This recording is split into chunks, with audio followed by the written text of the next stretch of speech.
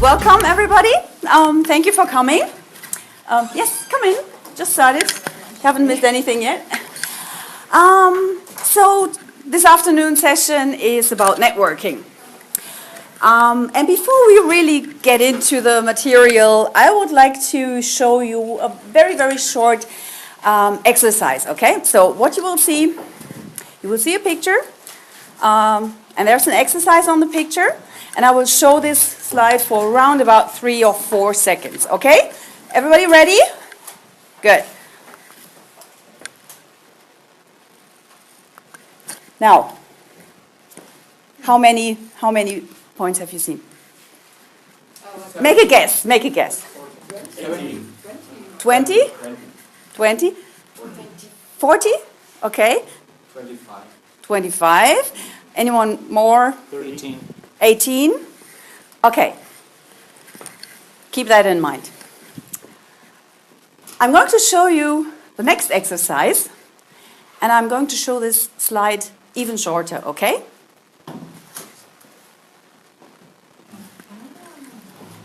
How many points? 25, and actually there have been 25. Thank you. Well, congratulations. So, why was it so easy to see this, these points? Pattern recognition. Exactly. So, why are we doing this? Patterns make our lives easier, okay? Because we think in structures, our brain thinks in structures. And actually, communication, which is actually the password for our life, also comes in patterns. Why is that? So, actually we are all individuals, right? But maybe you have an idea that we still talk differently to people. So, one example. Or are you speaking in the same way to everybody on this planet? So give me an example. How do you speak to your parents? So, respectful. How do you speak with children?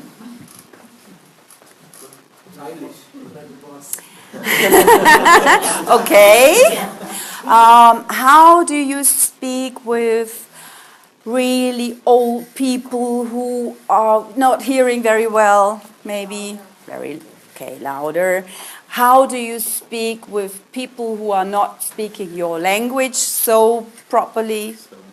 Slowly and clear. Okay, so that means whenever we see someone, we start to change the way how we communicate. And the way how we do that and why we are doing this, because we are thinking in structures. We see, okay, someone can't understand us very well, so we start speaking slowly. That's a pattern, and this is how we work. And this is actually also about a structured approach to network, and actually this is very much about communication then.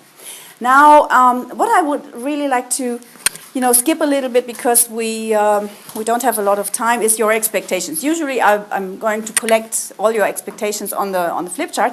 Maybe we can do that a little bit faster. What do you want to know from this session? So when you go out and go to the next session, what do you want to know? What I know, okay. Then we will definitely need a little bit more than maybe 50 minutes. Okay, anything in particular? Anything you say, oh, this is something I always wanted to know about networking? No? Okay, I can do it. Yeah, okay. If you were really, really social in the past, and then now you're like saturated because you have talked with too many people, how you overcome that? I mean, if you work in sales after time, you just like, no, I don't want to talk to people anymore. Well, take a break, very simple. It's just because you need to refill your resources. I mean, that's very simple. I can answer that immediately because it's not going to be answered in the slides now. But actually, if you think like, I'm sorry, I cannot talk anymore, well, then you can't do it. That's very simple. So take a break, take your time, take a rest, go to somewhere where it's quiet or listen to some music and try to refill your resources, right? So, and then you can come back. But the thing is, and actually that's a very good question because everybody has to kind of find out how to do that. Yeah, and that's very individual. Some people are fine with just having a walk in the woods or somewhere. Other people would like to hear some music or listen to some music, and other people would like to play Tetris on their smartphones. I don't know, just to recover a little bit and to refill your energy. Some people need to eat something or to drink something or have a shower or have a nice nap or something. Okay, that's another question. How to get connections and recognition in a new industry? Okay, so good. So maybe we can, it's a very specific question, but maybe it will be answered in this general stuff. Okay? How can I manage different networks and different kinds of different patterns? Okay. Okay, yeah, good. Yeah? And how to maintain over a long period. Okay, good. So let's see what I mean, this is just 50 minutes, so it's a very short agenda. So who is your network, or who is your net, where can you network, and how to approach people in general. So, and now let's start. I think we can skip that because we don't have the time. So what I usually do in that, because I didn't know if you are already in teams or if you have found your teams. So what I usually do is that I tell the teams to come together, take a flip chart and write down what do you want from people you know. So what do you expect from a network? Whom do you expect to be part of your network, right? And what's the purpose? I mean, you can say, well, it's cool to know a lot of people. Does that help? It can, but it doesn't help. I think it's better when you know, okay, I want to get to know some specific people, or I want to, you know, or when you know what do you want out of that contact, right? Pardon? You know a lot of people, you have resources, you know this big. Exactly, but you have to know what these people can really actually do for you, right? Because, I mean, you can know, like, a football team or 10 football teams. The question is still, will that help you with your business, right? So, and that's actually the first thing. And it's not rocket science. What you have to do first is take a flip chart with your team later on, maybe tomorrow, and when you're working on your ideas, and write down where you want to go, what you want to have, and then think who could help you with that. And then you can think, okay, how to contact them. So the thing is that many people just don't do this exercise. Who has done that so far? Okay? One of... Maybe, yeah, true. So, but actually, most people say, okay, let's do networking. And they don't have a plan. They don't, you know, people don't look at the delegate list, usually because, you know, you go to some networking sessions and then you don't have the time to check the delegate list. I mean, that's quite, well, you missed a chance then, right? So you should always do that. And then really try to find a specific approach. Now, sorry, my eyes are so bad. So we don't do that. So the other thing is you have to cluster your network. You can say, okay, this one might support me with sales. This one might be a good thought leader who could support me with marketing or maybe PR and so on. And sometimes it is very helpful when you have like an idea how to cluster these things. For instance, someone said, okay, let's try to structure it in a kind of a pyramid. Who could be someone who, an expert who could speak for you, right? So, and then you can go on and say, so we have, oh, that doesn't work actually. So you have like global experts, global professors. When you're working on a certain topic and you have like superstars who are also very familiar in that thing, okay, they could do something for you. The question is, do you need this person right from the start? Or do you need that person later on when you're doing your sales? Or you could say, okay, I go one step down. And then you can have this step down approach, or you can say, okay, when I'm really going to make marketing or maybe advertising, who would I like to reach? So how can I include these persons that they can support me with my communication, right? So, and it's always helpful when you structure this. And then you can also say, okay, when you're thinking of PR and media, so who is more important? Who's working very well with media? When you're having a press conference and you're having a launch event or someone, okay, and then you think, whom could I have for that? So, and this is a way to have like such a structured approach. The other thing is, okay, how do you get in contact with these people? And then we are coming to the next question is, I would like you to make a guess. How long do you think you need to make a first impression? Not a second? Someone more, even less? 5 seconds, okay. How long takes the first word, the first sentence? Make another guess. 30 seconds. Cool. We have a winner. That's cool. No, actually, that's good news, right? So it's not that you just see someone and you have lost. So this is usually not going to happen.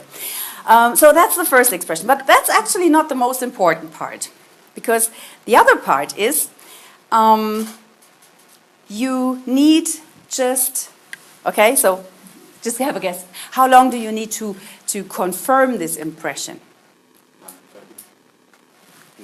Another 30 seconds, okay. What do you mean by confirm?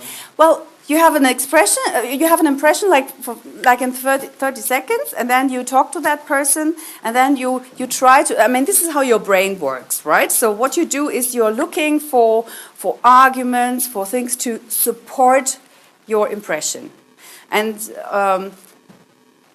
maybe you don't find these arguments, maybe you find them. So what do you think how long does it take that you really have a confirmed impression? 1 minute, okay. We had another 30 seconds. Longer, okay. Sometimes it can take years. Actually, no, because that's not the confirmation of the first impression. Actually, 3 minutes is right. Who was 3 minutes? Okay, another 100 points. Okay, the thing is that if you have lost in the first 3 minutes, it's difficult. It's not impossible to then get another chance, but it just takes longer because you have to kind of destroy what happened within the first 3 minutes, actually.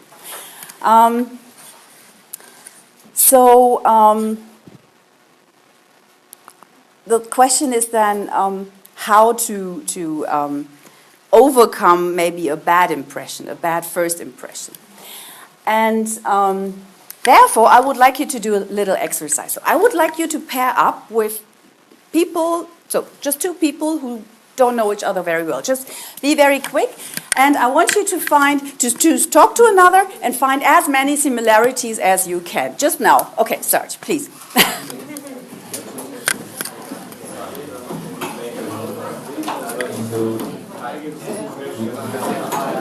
So here's, everybody has a partner?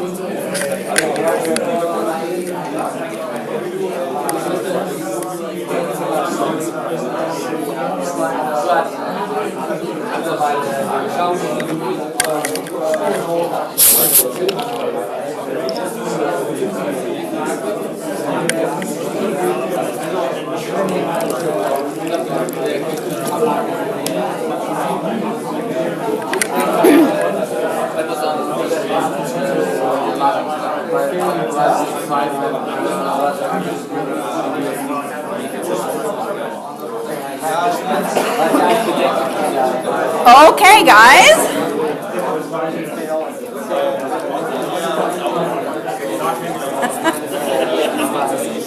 Okay, I think it would be great if you could come back to me now, but I see you are having a lot of fun. Now, okay, how many similarities have you found, so roundabout? Many, not so many? 7 or 8?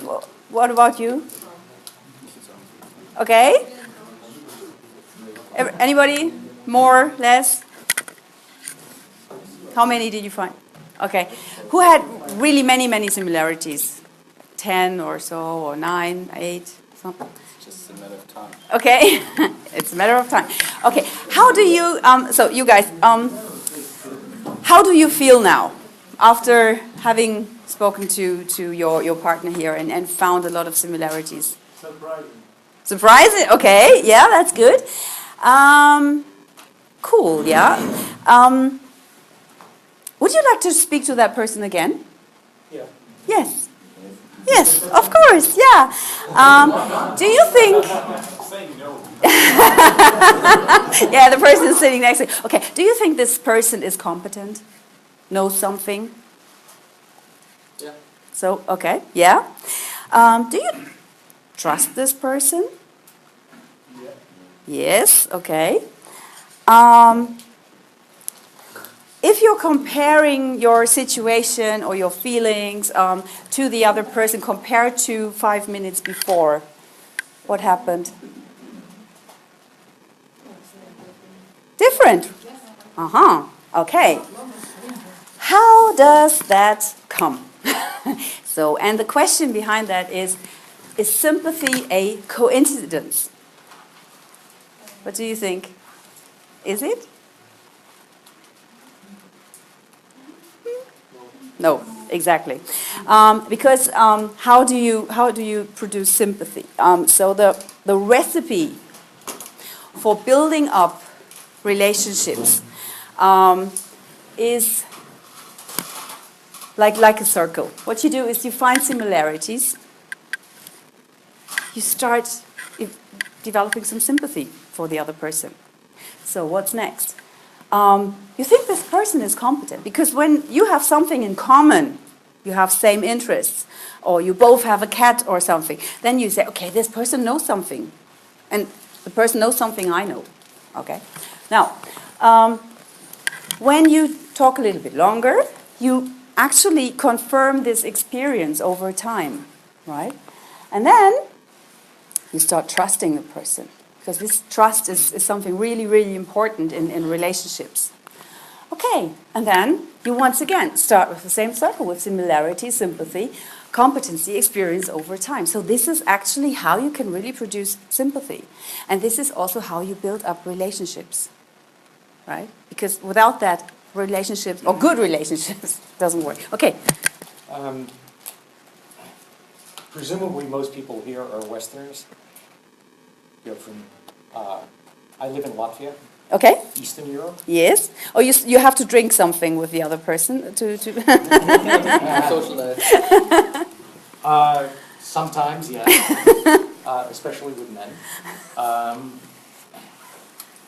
The element of trust that you're talking about comes much, much later. Yes, It's it's a a lot harder circle. to develop, Yeah. and the heritage of both communism and Tsarism, which said sharing information is extremely dangerous, Yes. still marks people. And so the cycle is very different. It depends on the information you're sharing. I mean, if you're sharing, information you should better not share, then that's one thing. But, if you are very, very focused and say, okay, this is a business partner, I'm only going to share information about business with that person, it's very, very difficult to really build up the trust. Because in that case, you kind of depersonalize this person. So, because the thing is, if you're having a relationships, even business relationships, we are all human beings. And when you just go very, very focused on one topic and only share information about that, these topics which are somehow related to that, it's almost impossible to build up the trust. But if you say, okay, yeah, well, this is a father as I am, right? So this person is taking care of his children, like me. So, and then you say, okay, we understand each other, so we both love our children. So this is something you have in common, and this is something very human, and it's very, very deep in our brain. It is something we actually, where feelings are produced, where we don't have actually an influence on that. So that means, so this person is somehow like me, right? And that's automatically, you cannot actually change that you get some sympathy for that person at one time. I'm sure that different societies are also different, and in some societies it is actually, there are more hurdles to talk privately or to really exchange more private information. But but when you talk to a business partner and you say, oh, we both have a horse, and everybody knows what it means to have a horse, and so that means, oh, that's a person, yeah, he thinks like me somehow, right? So he will understand me when we are talking to each other, right? And that's automatically happening wherever you go on this planet, right? So it will work with North America and China, and so that's actually, it's science. May I ask our Latvian friend, who do you trust? Well, I'm not Latvian. I'm American. I live in Riga. Yeah, but whom do Latvians trust? Let's say where the competency part comes in, the certainty that you will find competency, real competency after sympathy is far lower than in, let's say, the Netherlands or Germany or North America. So, but whom do Latvians trust? They don't trust in general at all? Or? Yeah, there's a lot less social capital. So this circle ends that after... Well, the question is... the level of social capital and teamwork is far lower than you will find here. Yeah, and therefore you have less trust. I mean, and actually then you're confirming what is there. Because when you don't do that, when you don't do the exercise, if you don't talk to people like with normal human beings, like you would talk to your friends, if you don't do that, you don't build trust because you don't get information from the other person, right? It was at least 30 years ago. That was, I think, the Police or Sting. He had a song which was called "I Hope the Russians Love Their Children Too." It was during the Cold War, right?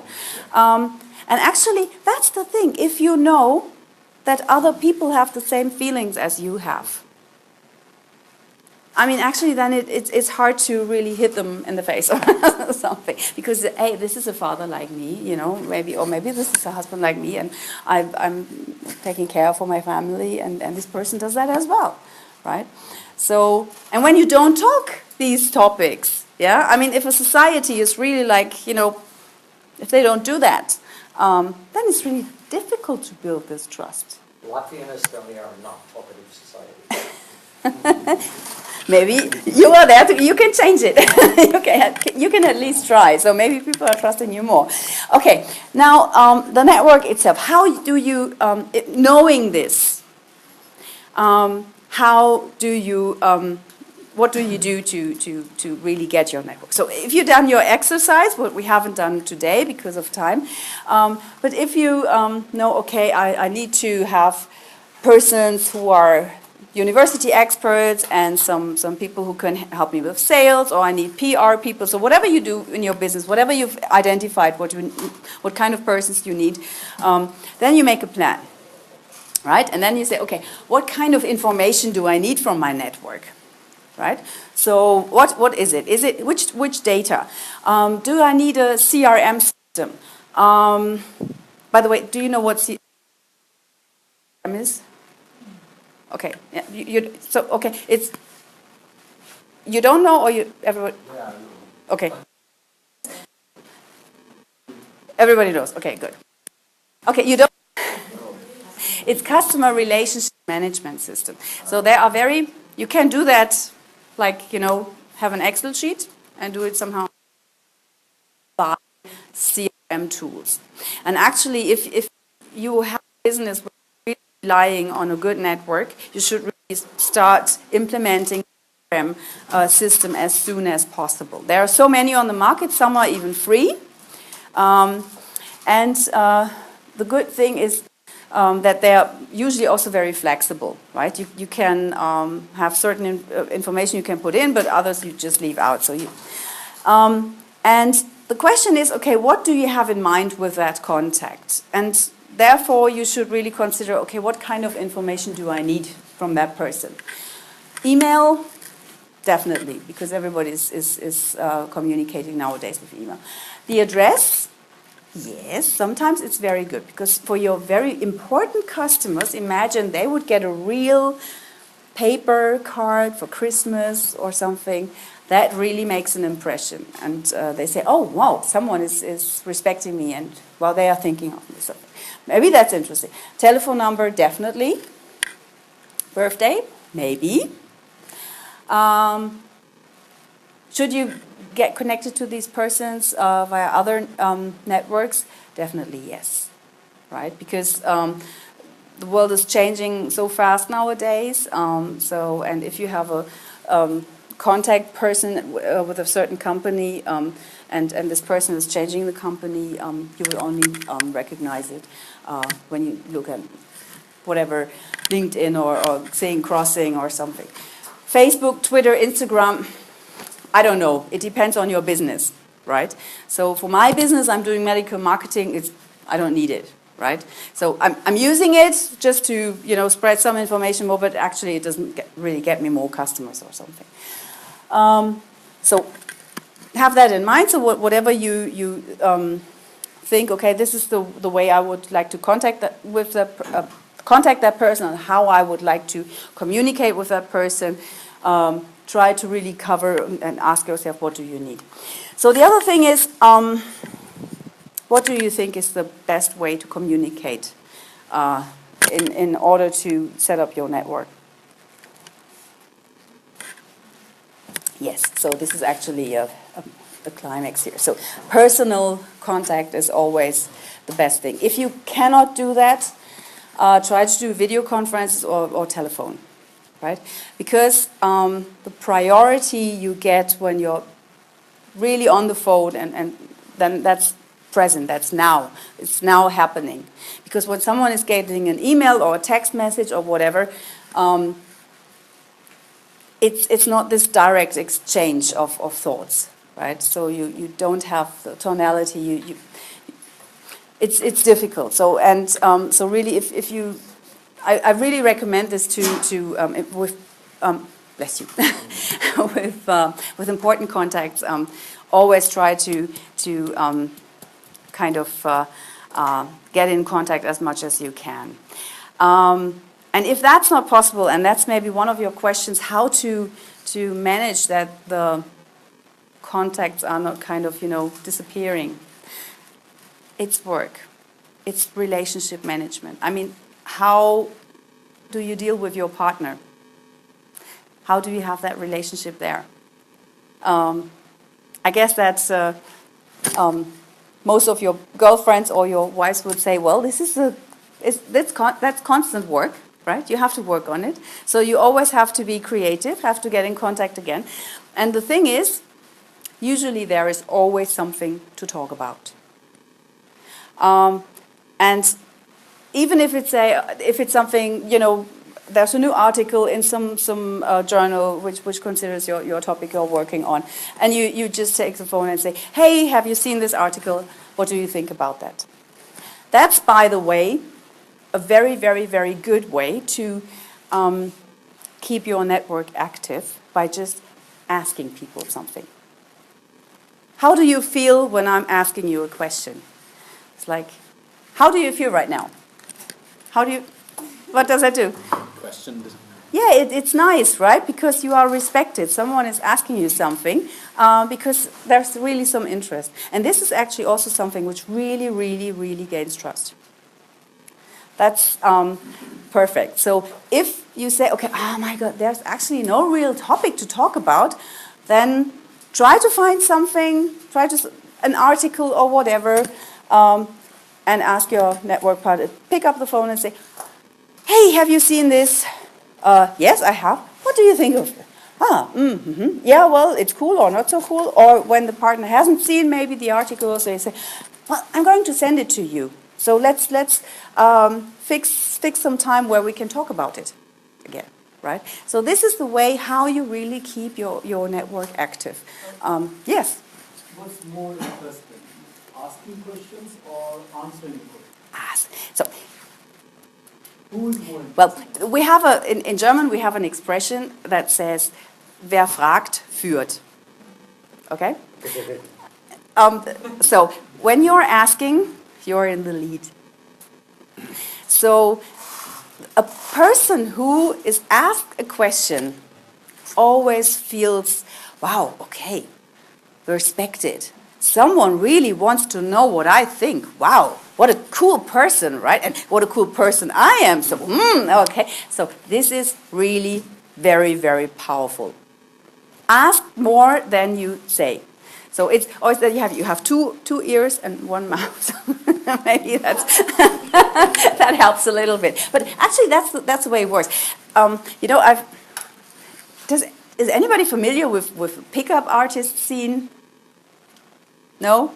So it's a group of men who are really experts in picking up women or getting telephone numbers, right? So what they do, they don't say, oh, you're so pretty, something. That doesn't work, definitely.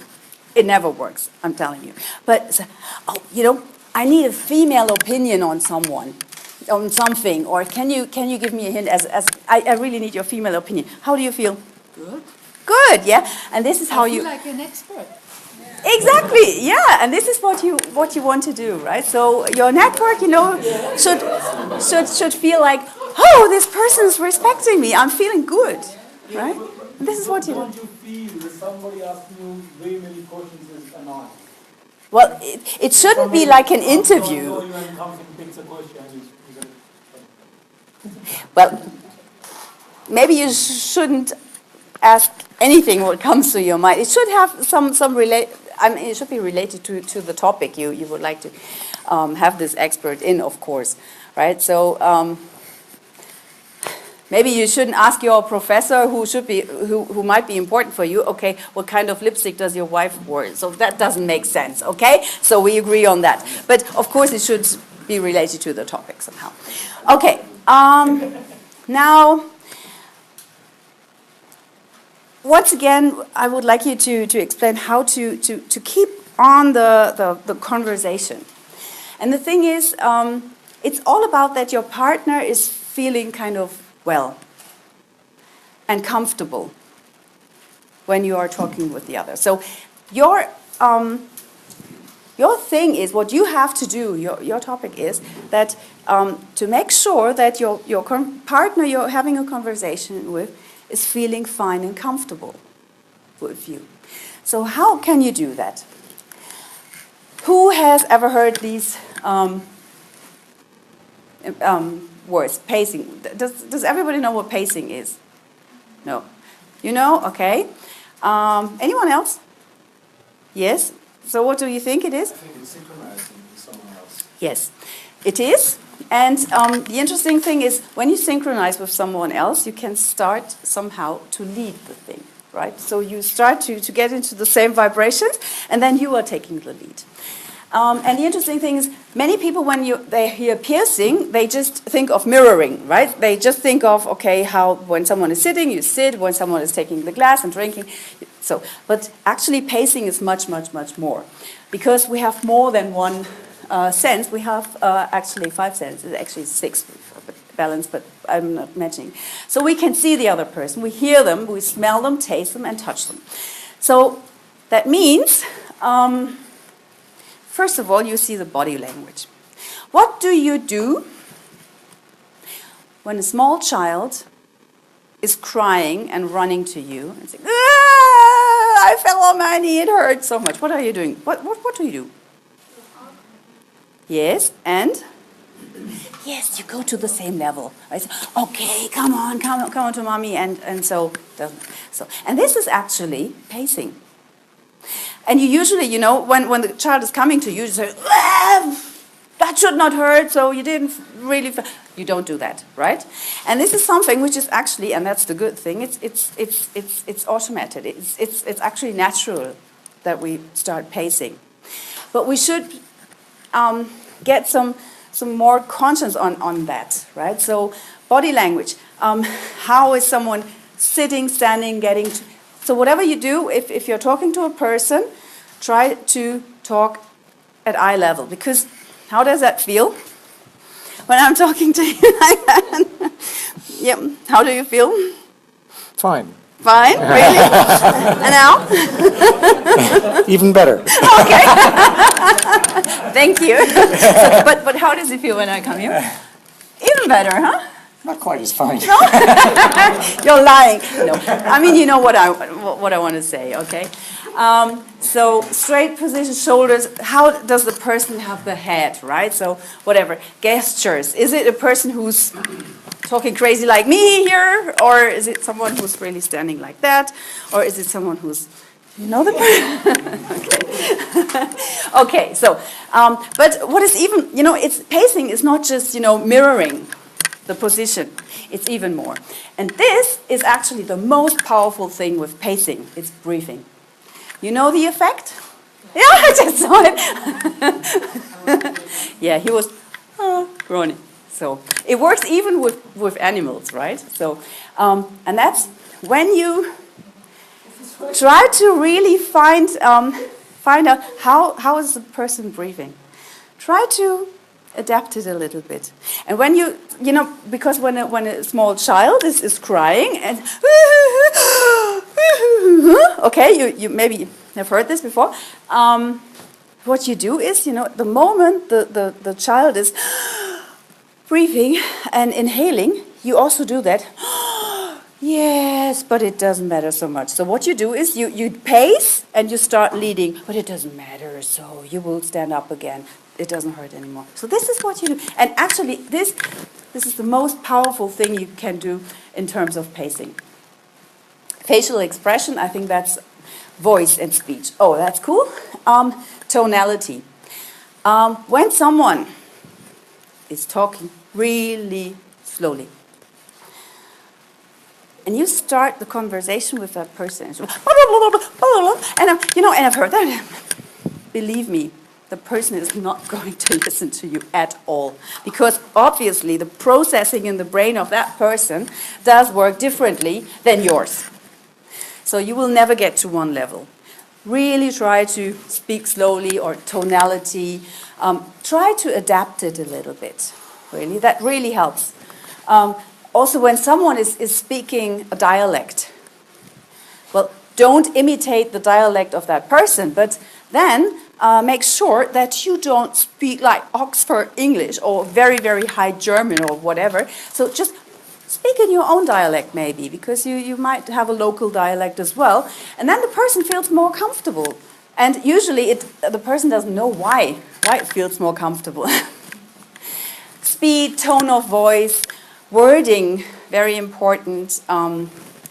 When someone is always talking about, so that's eye contact, that's clear. So if someone is always looking down, it doesn't really help when you try to, fix this person with your eyes. So this person is not going to feel comfortable. When you feel that the person has difficulties with looking at you, don't try to really catch it, right? Because they will try to defend themselves, right? Yeah, that's the question. How's that with different cultures? I mean, different cultures have different types of body language. They interact in a different way.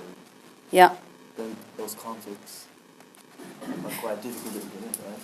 Yeah, well, the thing is, if you want to lead a conversation, or let's say it like that, the person who is able to be most flexible in conversation will lead the conversation. If you are able to pace it, to really get what's in between them, because when you pace a person in a good way, then you get a feeling what this person really means, yeah. But I mean, okay, there are some things which are just funny, when a Chinese person and an American person are talking to each other and they start here and the Chinese person is there and here's the American person, what happens is that they will have a round around at the wall, right? Because the American person needs more space and goes, and the Chinese person says, no, I want to talk to you. And he will, that's normal, but that's fine. That's also funny. You can pick it up and say, okay, that's the way. But the more flexible you are, the more potential you have to yeah. Just a small experience. The more flexible you are, people start to take you as for granted. We'll manage. It's always the case we think we'll manage, because we became so flexible from the very beginning. We try to adapt to whatever is coming towards you. So you are not in the leadership position anymore. No, that's exactly not the case, because the thing is, persons who are a partner you're having a conversation with, if this partner feels understood, this partner will be open for whatever you say. And the thing is, when your partner you're speaking to does not have the feeling that you really understand what this person is saying, you're not having a chance. You will never be able to lead. You are never going to calm down a child when you're just standing up and the child is laying on the ground. You say, stand up. This is not going to happen, right? It's only happening when you go down and try to, manage the situation, pace a little bit, and then take the child with you, when lifting up and again. It's a typical example, and actually that's in all our conversations. Okay, eye contact, that's very clear. Now, we do pair up in two again, okay? Now, I want you to do the following. One person is talking about holidays, whatever comes to your mind. And just try to be natural and just speak.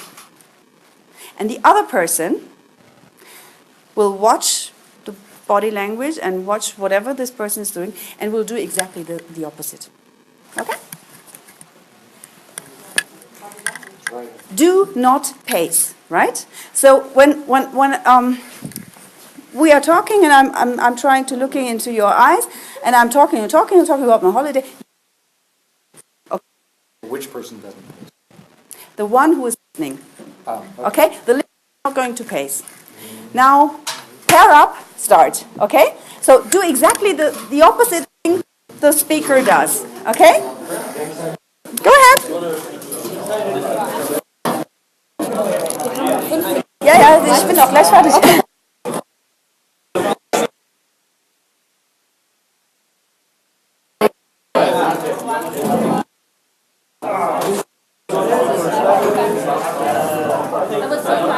Don't pace. Don't pace.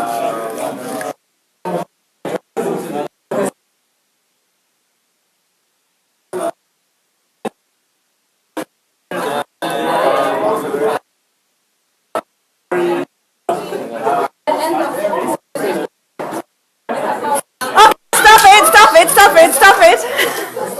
Okay.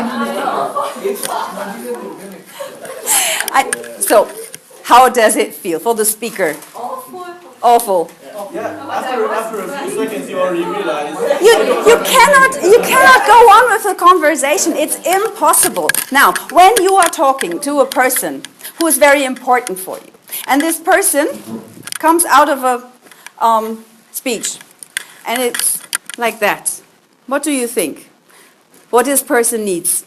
Does it need to talk to you? No, it needs to go to the toilet. Okay. So, and this is when you do that, when you pace, or when you look at that person, you get a feeling and say, "Oh, can we speak in 2 minutes? I'm getting a coffee in between." So, and then, "Oh, thank you, this person is understanding me. Yes, I would like to talk to you again," right? So this is happening. Actually, when you don't pace, you're not able to really have a conversation which is comfortable for you. Now, to get a little bit of salvation now again, do the opposite. Pace, okay? Just go ahead. Pace. Try to really do the same body language. Try to think of a breathing.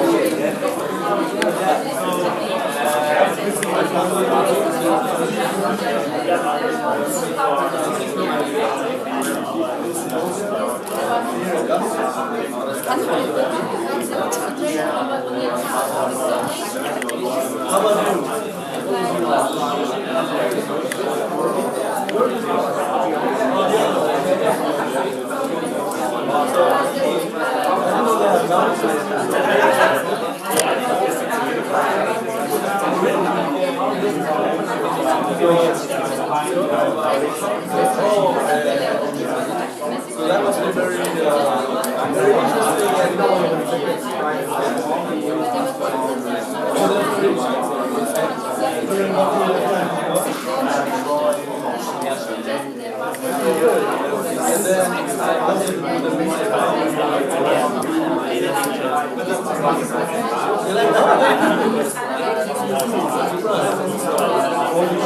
Ja, wir haben sogar 5 Minuten vorher, 3 Minuten.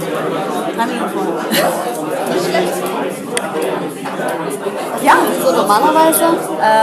Vorträge, Schulung, medizinische Schulung. Ja. Okay. Ich glaube, das kann ich, oder? Ja, das können Sie auf jeden Fall. Man kann auch gut zuhören, weil... Ja, ich habe auch noch was zur Stimme und zur Haltung. Also wenn man dann Pitch-Vorträge macht, dann gehe ich dann noch weiter drauf ein, Atemübungen und so. Ja, genau. Cool. Ja, okay. Now, okay. Would be great if you could come back to me, which is now actually much more difficult. Can I interrupt you? Now, you see what happened? It's difficult to interrupt. So, how do you feel? Much better than before? Who doesn't feel better? Okay, out. Okay, no. So yeah, okay. No. So what is your learning out of that? So next time when you're going to a networking session, try to watch the person you would like to approach. Have something in mind you would really like to talk to the person. You approach people you know, or sometimes it's, you know, when you go to conferences, right? And try to just partner up. When there's someone important you would like to speak, watch that person when that person is getting a coffee and get a coffee as well. So that's perfect pacing already. So, and then start a little bit of small talk. Actually, what you do is, when you're pacing, this is kind of a small talk tool. And when you're dispacing, how can you call that? It's bullying. It's bullying. This is classical bullying, right? You don't listen to people. You don't look at people when they are talking. This is bullying, or mobbing, as you say in German. Okay, so this is how you do that. So forget it. Try this. And are you in a good mood now? Okay. So then, thank you for listening, and I can release you to the next. Thank you very much.